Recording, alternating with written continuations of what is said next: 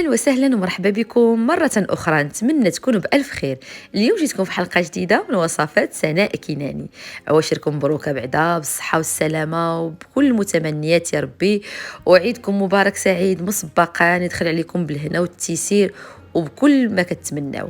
اليوم جيتكم في حلقه جديده باش نوجد معكم الطويبله ديال العيد سهله وكتجي هماويه ومكونات اللي هما اقتصاديين ورائعه وبحويجات اللي هما كيجيو فنين وهماويين. هنايا غادي نشارك معكم هاد لي فينونسيي كيك اللي كيجيو ديال الليمون، كيجيو رائعين. الرغيف هاد العيد اللي ما يمكنش تخطى الطبله المائده ديال العيد.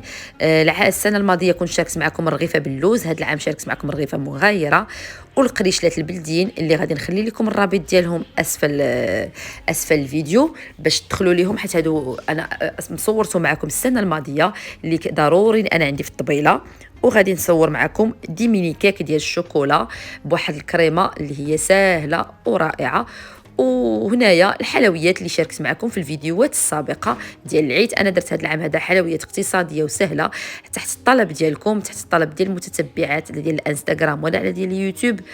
وهذه حلوه ريش بونت اللي غنخلي لكم حتى هي الرابط ديالها، رغيفات ديال الروز ومليويات ديال الخليع. طويبله كتجي هماويه وسهله وديال تحميره الوجه. ونبقاو دابا مع الفيديو بجميع التفاصيل. هنايا الرغيفه ديالي اللي كنقلي كنديرها في العسل، وفاش كنبغي نحطها عاد كندير لها الزنجلان وكتبقى هذه في المجمد. يعني منين توجدوها وداك الشيء وما حطيتوهاش ديك الساعه راه غادي ديروها في المجمد. وتبارك الله غير بثلاثه زلايف ديال الدقيق، يعني ماشي تكبر غير صغارين، كتوجدوا كميه تبارك الله اللي هي كثيره صلاه على النبي كيخرج لكم. يعني بالنسبه للمبتدئات اللي بغاو يديروا كميه اقل يديروها، ما يكثروش في الكميه. وهنايا غادي نبداو مع المقادير ديال الرغيفه. غادي نحتاجوا كما قلت لكم 3 ديال الزلايف ديال الدقيق، ما يكونوش كبار، يعني واخا تكون الزلافه غير متوسطه باش ما كتخرج لكمش هاد الكميه هي تبارك الله كتخرج الخير والبركه. هنا غادي نديروا مسكه حره اللي كتكون مطحونه مع السكر، وكنديروا معها خماره ديال وزن 7 غرام، بيضه كامله، وغادي ندير الزهر اللي فزقته انايا مع شويش ديال الزعفران شعره اللي كيعطي واحد المذاق واحد النسمه زوينه. هاد الرغيفه تقدروا تعجنوها بالماء زهر كامله، كما تقدروا تكملوا بالماء، يعني ديروا هي هاد نص كاس ديال الزهر مع الزعفران شعره وتكملوا بالماء. وغادي نضيفوا هنايا نص كاس ديال الزبده مع الزيت، يعني ربع كاس زبده مذوبه، وغادي نكملوا بها العجينه. هاد العجينه هذه ما خاصهاش تكون خفيفه، هاد العجينه خاصها تكون قاصحه وخاصها تعجن مزيان وتدلك مزيان. ضروري ما تدلكوها باش كتنجح معكم الرغيفه. شوفوا العجينه كي كتجي، ما كتجيش خفيفه، كتجي قاصحه وكتجي معجونه مزيان ومدلوكه، خاصها تدليك مزيان. هنا بعد ما عجناها غير كنساليو مباشره، كندهنو يدينا بالزيت وكنبقى ندير كرات. انا هنا درت كرات كبار، وغادي في الاخر غادي منين نصاوب الرغيفه ديالي غادي نديرها بالناعوره. الا بغيتو نتوما من الاول ديروا هي صغيورين كيبقى لكم الاختيار، يعني ديروا غير كبيرات صغيورين بحال اللي كنديروا الرغيفه ديال اللوز، تيبقى لكم اختيار. كنغطيوها بالبلاستيك الغذائي وكنخليوها كترتاح صافي، وكدوز واحد نص ساعه المكانه كنشوفوها كنبركوا عليها. لقيناها ارتاحت صافي كنخدموا بها. هنا لقيناها ارتاحت صافي، انا نبدا نشكل هنا بها رغيفات. كما شفتوا انا ما كنستعمل لا زبده لا نشا لا حتى شي حاجه، الزيت فقط بوحديته هو اللي كنستعمل، هو اللي كنطلق به. المهم راه كتطلق معنا ساهله، كتطلق معنا وكتعطينا الطعم ملي كتكون معجونه. الا ما كانتش معجونه كتبقى تقطع لكم. شوفوا كتبقى هكا مبوقه، منين تشوفوا العجينه بحال هكا عرفوها راها معجونه مزيان صافي. وكنبقى نطلقها مزيان وكنديرها على شكل رغيفه عاديه، كنطلقهم وكنخليهم كيرتاحوا بحال هكا الرغيفه اللي كنديروا. وبالنسبه للمبتدئات بغيتو ديروهم صغيورين ديروهم، بغيتو هكا كما قلت لكم كبار ديروهم كبار صافي. كنبقى نطلق هاد العجينه هذه كامله اللي عندي كنديرها الرغيفات، وكنستفها في بلاطو كنخليها كترتاح عاد باش كندوز ليها. المهم انا غادي نصايبهم ونخليهم على جنب، عاد ندوز باش نقادوهم باش نقليوهم. راه هاد الرغيفه هذه ما واخا كتقلى ما كتشرب لا زيت لا والو، كتجي ناشفه وكتجي بنينه، وفي هذاك المذاق ديال الزهر مع المذاق المسكه الحره وزعفران شعره كتجي غزاله. وندوزو دابا واش نوجدوا الكيك. وغادي نحتاج في المقادير لهذا الميني كيك. عندنا هنا 2 بنانات اللي كيكونوا ضروري ما يكونوا طايبين باش دغيا كيجيوكم ساهلين باش كتمعسوهم. وعندنا هنايا لي بيبي شوكولا اللي غادي نديرهم في الاخير. فانيلا من وزن 7 غرام، 11 غرام ديال خميره الحلويات يعني خماره ونص، بيضه، ياغورت طبيعي، 150 غرام ديال السكر سنيده. عندنا هنايا 60 غرام ديال الزبده ما يعادل 2 معالق، وعندنا نص كوب ديال نص كاس ديال البودره الكاكاو ما يعادل 40 غرام، وعندنا 120 غرام من الدقيق. دابا غادي نبداو. اول حاجه هي البنان، نحيدوا له هاد القشره اللي بقات هنايا، وغادي نمعسوه. هو الاول ديروه بالفرشيطه ولا باي حاجه عندكم، وعاد غادي نضيفوا ليه المكونات الاخرى. انا غادي نديرو بهذه ديال البطاطا باش غيهبط ليا دقه وحده. خاصو ضروري البنان يكون طايب ملي باش يجيكم هذا الميني كيك ونجح معاكم. يعني شيلوا البنانات كانوا عندكم رطابو ديروهم.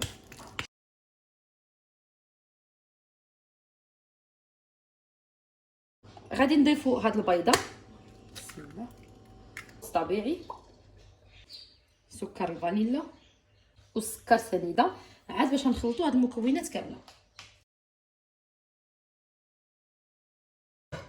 غادي نضيفوا هاد نص كاس ديال الزبده مذوبه، هذه ما كنديروش فيها الزيت، كنديروا فيها غير الزبده. ساهلين هاد لي ميني كيك. خابزه الملح باش نحيدوا الشيطان، وغادي نضيفوا البودره ديال الكاكاو.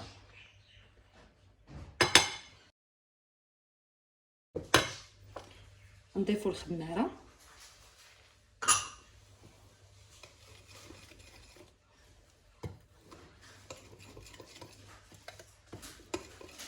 والدقيق.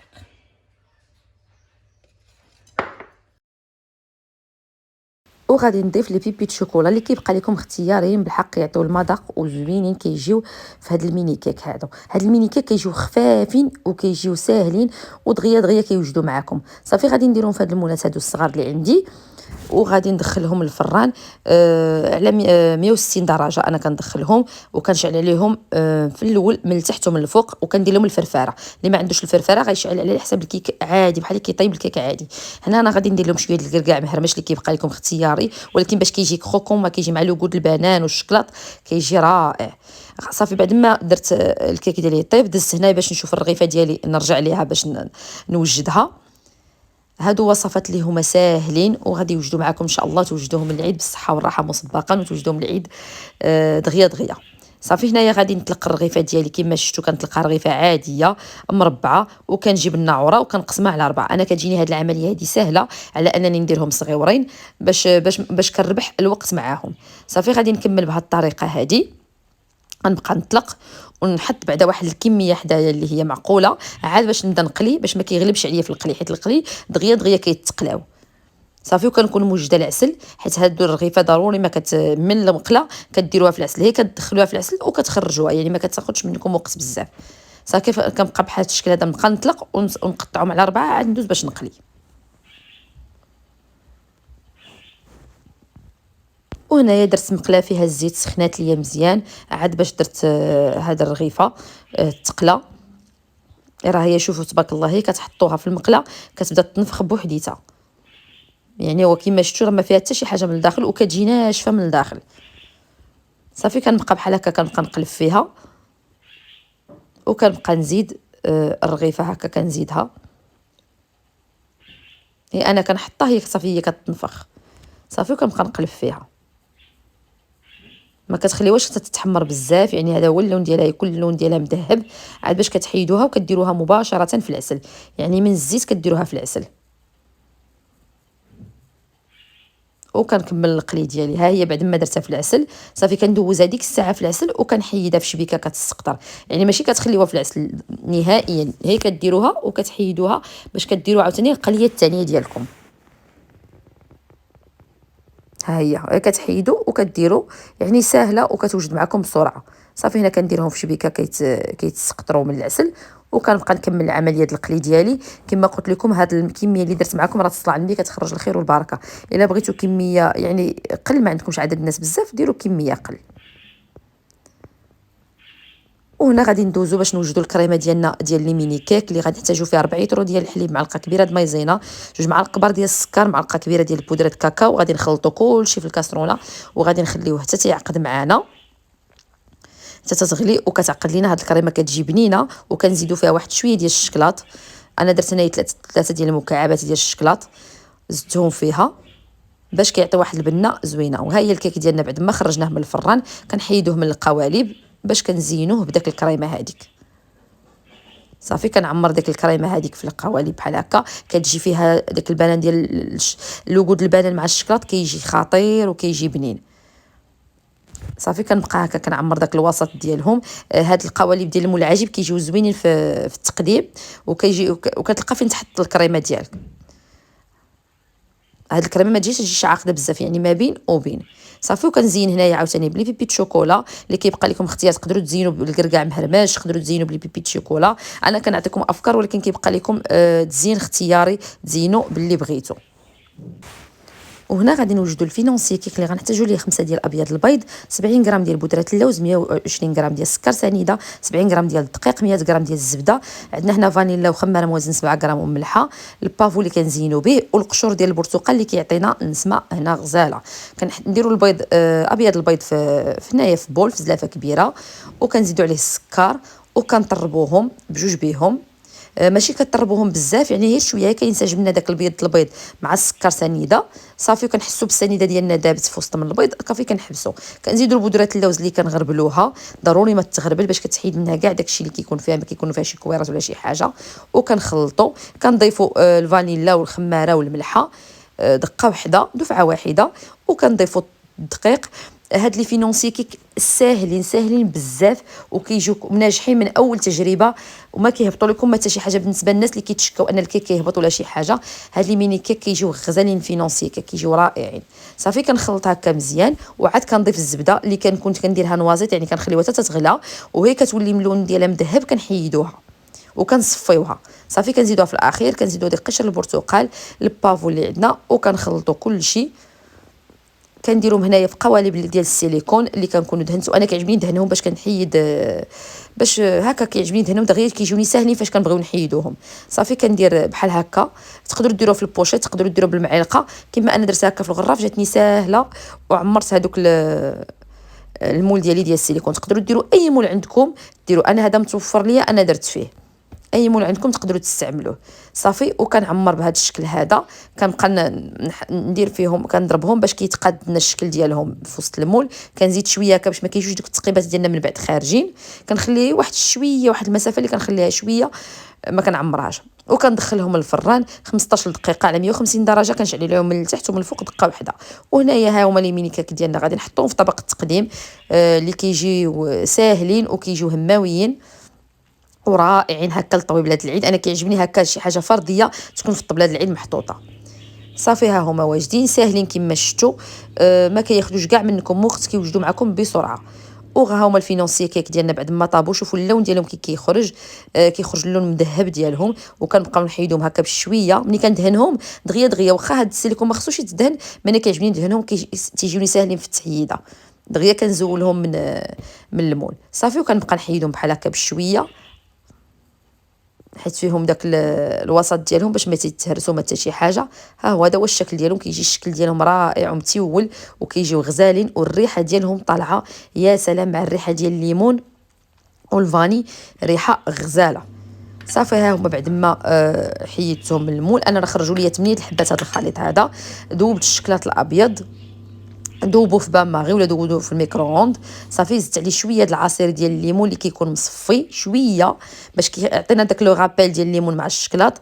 صافي وكنديروا في بوشيط ولا في بلاستيكه، وكنعمر داك الوسط ديال دوك لي ميني كيك فينونسي، كنعمرهم وكندير عليهم شويه ديال القشر ديال البرتقال اللي كيكون معسل، مقطع صغيور، كنزين به من الفوق. وكنزين بالقشور ديال البرتقال، بالبافو، بالشكلاط البيض. التزيين كيبقى لكم اختياري، تقدروا تزينوا بالفرomboise، تقدروا تزينوا باي حاجه بغيتو نتوما اللي متوفر لكم كتزينوا به. صافي وغادي ندير شويه هكا ديال قشر البرتقال من فوق هذاك باش كيعطي لنا المذاق زوين حتى هو ملي كنكونوا كناكلوهم، وكيعطي داك لو غابيل ديال البرتقال. صافي كنبقى نعمر بحال هكا، وكندير شويش ديال البافو من الفوق فوق داك الليمون، وكندير شويش ديال الشكيليطات هكا صغيورين، كنزين بهم في الجوانب. وكيبقى لكم كما قلت لكم تزيين اختياري، هادو كيجيو لا المنظر ديالهم، المنظر والمذاق كيجي رائع. صافي غادي نحطوهم دابا في طبق التقديم اللي غادي نوجدوه فيه. وكنكمل هنا بهذا الشكل هذا، كنكمل الطويبله ديالي ديال العيد. هذه هي الطويبله ديالي ديال الفطور ديال العيد اللي هي سهله وبمكونات اللي هما ساهلين، واللي شاركت معكم الحلويات اللي كنت شاركت معكم وكل شيء عندكم في رغيفات ديال الروز اللي غادي نخلي لكم الرابط ديالهم. هنا درت مليويات ديال الخليع، لي كاطو اللي وجدت معكم في القناه، درت معكم هاد الحلوه الزمانيه. ها هما شوفوا الشكل ديالهم كيجي رائع عن قرب. ها هي الرغيفه اللي ضروري ما تكون محطوطه في مائده الافطار ديال العيد الصغير. وهنايا القريشلات البلديين اللي غنخلي لكم حتى هما الرابط ديالو. كنتمنى ان الحلقه اليوم تكون نالت اعجابكم، والى الحلقه الجايه ان شاء الله فيديو جديد ووصفات جداد. وعيدكم مبارك سعيد مسبقا، وخليوا لي شي تعليق زوين واشتراك اللي مازال ما مشتركش، ومرحبا بكم في قناتكم.